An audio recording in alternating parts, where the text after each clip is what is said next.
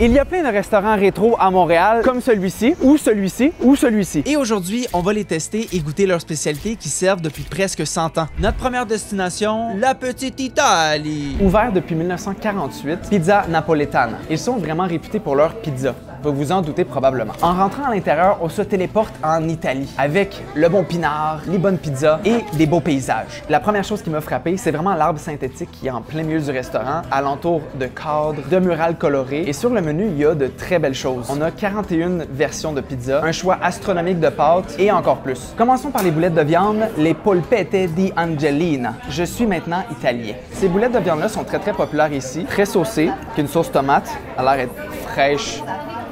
Ça sent super bon.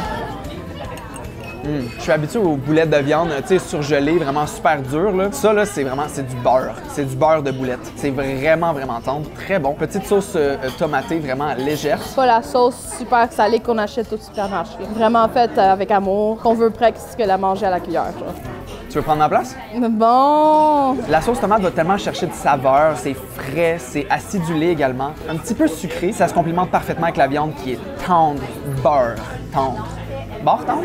La Pizza Napoletana était à l'origine un petit bar où l'on pouvait trouver des tables de billard et des clients jouant aux cartes. Une entreprise familiale où depuis plus de 76 ans sont reconnus pour leur simplicité et l'authenticité de leurs recettes. L'antipasto napolitana. Ça comprend du capicolo, du salami, un anchois, des olives, de la mozzarella, des artichauts, des cœurs de palmier. La présentation vraiment me chatouille le cerveau. Je vais essayer les olives, apparemment c'est vraiment quelque chose de très bon ici.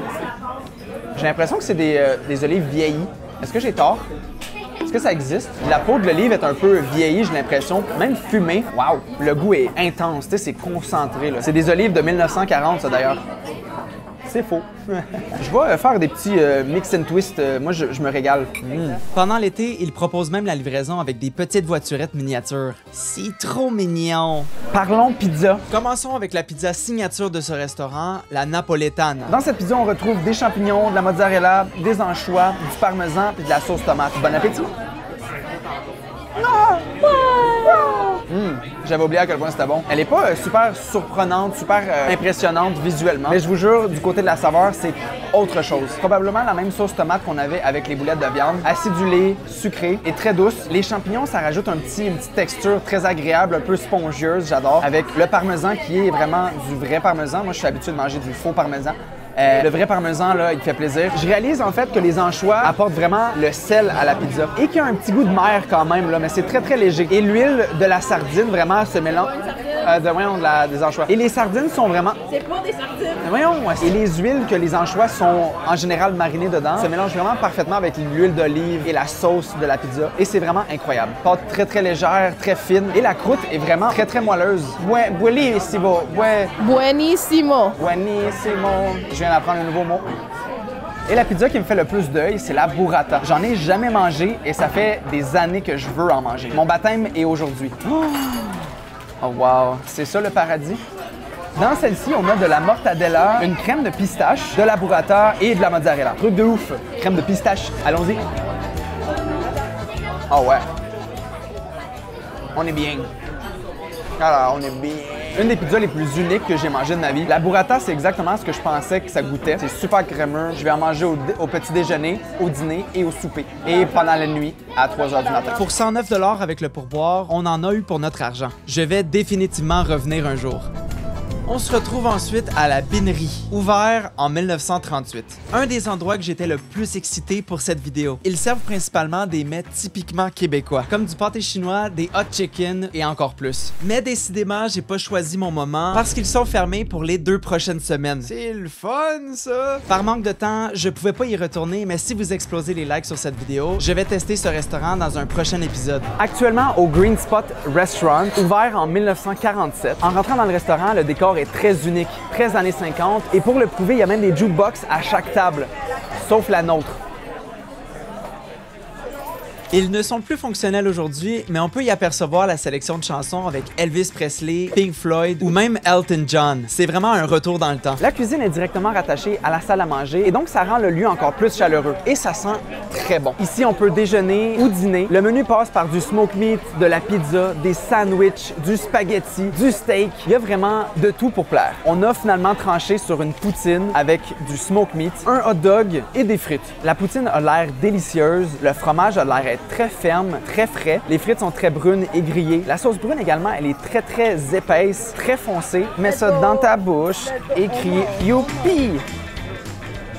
Vraiment bonne, sérieusement. Premier ressenti, la sauce, elle est très riche, très salée, un peu plus salée que je l'aurais pensé. Le fromage, très frais, très squick, comme on l'aime. Squeak! Les frites sont pas molles, assez croustillantes. Et la viande complimente un peu le tout. Ça rajoute un peu de tendresse, des épices. L'emplacement original du restaurant était littéralement de l'autre côté de la rue. En 1989, ils ont déménagé dans l'espace actuel et ont conservé le décor original de 1947. Depuis 77 ans, ils sont reconnus pour leur décor rétro unique, leur petit déjeuner à l'américaine, la poutine et leur pudding au riz. Si tu dis encore chien chaud, ils vont te tuer.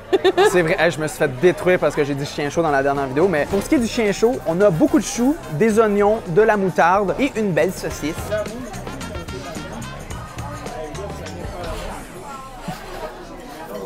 J'adore le chou dans les hot dogs, mais celui-ci, je trouve qu'il est un petit peu beaucoup acide. Ça goûte beaucoup de vinaigre. Un petit peu beaucoup. La saucisse, c'est une saucisse régulière Lester's. Le pain est ferme et pas mou. Et on peut déguster un Coca-Cola en bouteille. C'est très rare que j'ai cette occasion-là, donc ça fait plaisir. Même si je suis team Pepsi. Pepsi, c'est ici Pepsi. Mais même si on n'a pas de sponsor Pepsi, ce qui me rend triste, j'ai la chance d'être affilié avec une marque que j'adore et j'apprécie énormément, G-Fuel. C'est eux, en fait, qui me gardent en vie pendant des nuits blanches de montage. Dans la description, vous pouvez retrouver un lien et mon code promo Dantaz qui vous fait économiser 20% sur toutes vos commandes sur le site. Donc, faites-vous plaisir. Et avec le Coca-Cola, on a également un jus d'orange frais dans un verre qui est vraiment très rétro. C'est vraiment un beau gadget de dégustation de boissons. Frais, wow! Le sucre. Et pour le dessert, on s'est laissé tenter par le pudding au riz. Pour les gens qui savent pas, c'est vraiment du riz qu'il y a à l'intérieur. J'ai demandé à Rilessa parce que j'étais pas sûr. J'ai aucune idée. Les deux cons. Et on peut mettre de la cannelle à volonté sur notre pudding. Et je vais vous confier un secret, c'est pas mon truc préféré, mais aujourd'hui j'avais envie de réessayer parce que c'est vraiment une spécialité d'ici. Chaque table en commande un. Bonne grosse bouchée.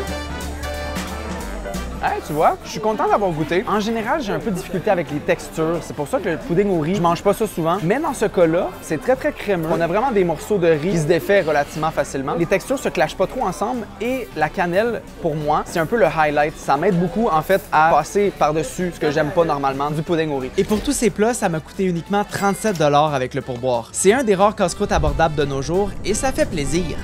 Maintenant chez Smoked Meat Pete, ouvert en 1996. L'extérieur de style rétro est très unique et souvent décoré avec des centaines de décorations en lien avec les saisons. Les touristes et même les Montréalais visitent la banlieue de Montréal uniquement pour manger la viande de Pete. En rentrant à l'intérieur, on peut y apercevoir plein de tables dans la véranda du restaurant. Cette section n'est pas chauffée et uniquement utilisée pendant l'été. Ça doit vraiment être un mood. On doit franchir une deuxième porte pour rentrer et découvrir l'ambiance signature de Pete Smoked Meat.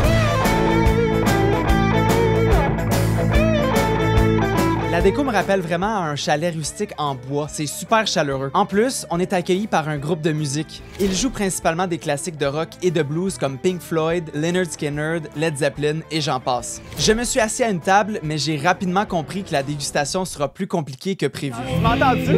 Je crie en ce moment, là.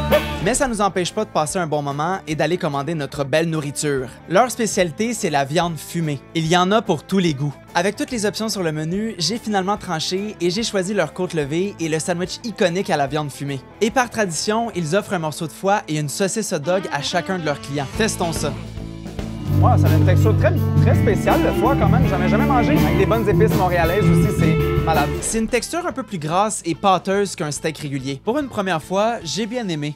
Mais la question que tout le monde se pose, qui est derrière Smoked Meat Pete? Peter Varvaro a ouvert le Main Deli en 1974. Son fils, Peter Varvaro Jr., a eu l'opportunité d'être encadré par son père, qui a su faire de The Main l'une des meilleures charcuteries de Montréal. Après 20 ans de travail à ses côtés, Pete Jr. a décidé d'ouvrir son propre restaurant de viande fumée en 1996, Smoked Meat Pete. Il s'est donné pour mission de préparer la viande fumée la plus savoureuse qui soit. Et seulement 4 ans plus tard, il a pu obtenir le prix de la deuxième meilleure viande fumée de la grande région de Montréal. Montréal. Maintenant, goûtons la fameuse viande de Pete. C'est gros sa mère. J'ai tout de suite été conquis par l'odeur du sandwich, mais est-ce que c'est bon dans la bouche?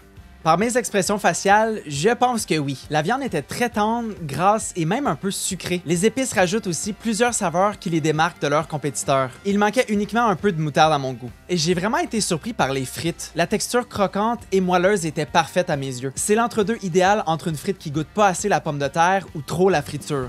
Leur événement contribue aussi à leur succès. Chaque semaine, des passionnés d'automobiles se réunissent au restaurant pour une exposition de voitures rétro. Il y a aussi des groupes de musique qui performent pratiquement à chaque soir et on peut régulièrement voir leurs food trucks sur la route pour servir leur fameuse viande fumée un peu partout dans la région. Même le premier ministre du Canada, Justin Trudeau, a déjà passé au restaurant. Aujourd'hui, 26 ans plus tard, Pete Smoke Meat est considéré par beaucoup comme le meilleur smoke meat de Montréal et même de la province.